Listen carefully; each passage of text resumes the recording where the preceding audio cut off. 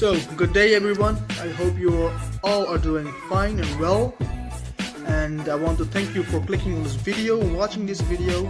Today's topic is about deloading. If you are following me on Instagram, you already know that I am in my deload week and how I am approaching my deload. So I will further explain that in this video. I will also explain why you should go on a deload or shouldn't. So let me explain first what type of training I am involved in right now. So I am in a high volume block. So I am training with the lower intensity. So the weights, the weights are pretty low in intensity. So you should think about somewhere between the 60 and 80% of your one rep max. And in this high volume block I'm doing a lot of volume, so the sets and reps are pretty high. I'm also training pretty frequently, so at the moment I'm training 5 days in a week, 5-day split. On the first day I train my upper body, on the second day my lower body, and then I have a rest day. I train then I have then a push day, pull day, and again a legs day or a lower day, and then rest again. So I have 2 rest days. Ideally I would want to train 6 days, so on push, pull, legs, rest, push, pull, legs, then continue. And I would train at the moment for 4 weeks, and in the 5th week I will have a deload. And how I previously approached my deload week was I would back off totally from exercising, going to the gym, and do some type of activities like walking. I would walk more, have more walks, hike, or do some less cardio, low intensity cardio in the gym. Or I would train but do very low volume and very low intensity. But both approaches didn't benefit me when I went back to training, because my strength would drop drastically. It would take me 1 or 2 weeks to get again to the volume and strength on prior than my deload week. So I had to approach it differently. So I'm trying this deload something new, and what I did is I dropped my volume by 50% and my intensity I dropped only by 10%. So on every training day I do, I start with 2 compounds lift, and after that I go to my isolation work and accessory work. And also this deload week I cut down, did not do any accessory work, isolation work.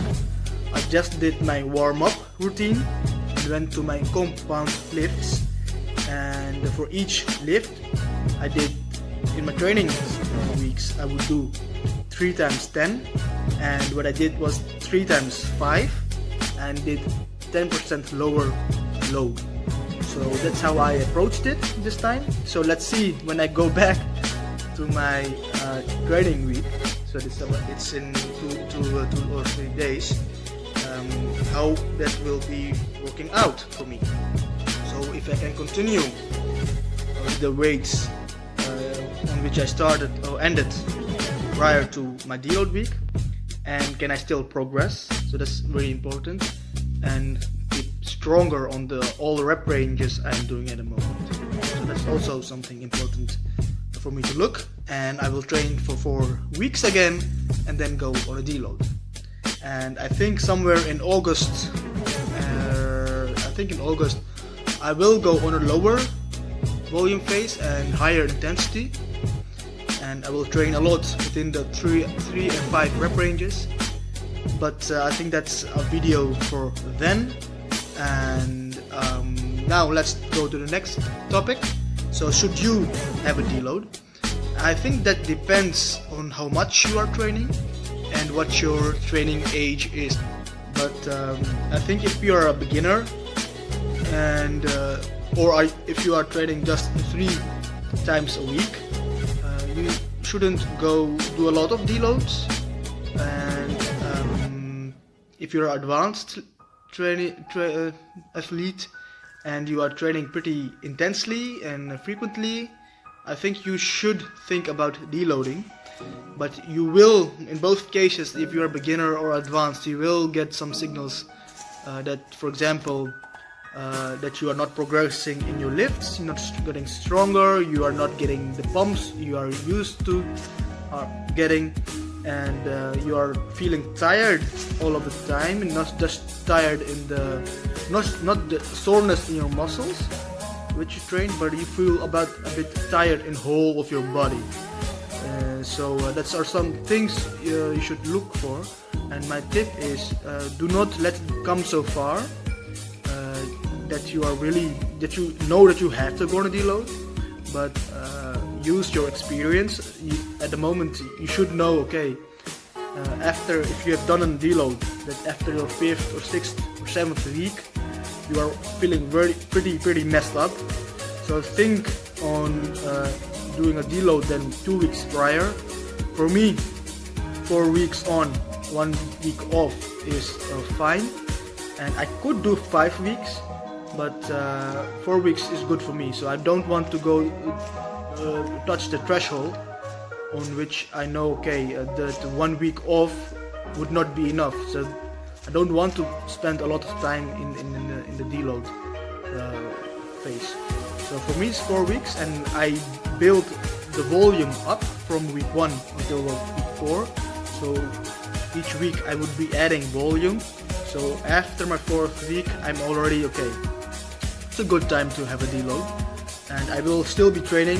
The frequencies at which I go to the gym are the same, but I'm just done within 20 minutes in the gym and in the deload week. So that's something I look for, and I already shared my tips. So if you have any questions or remarks, let me know.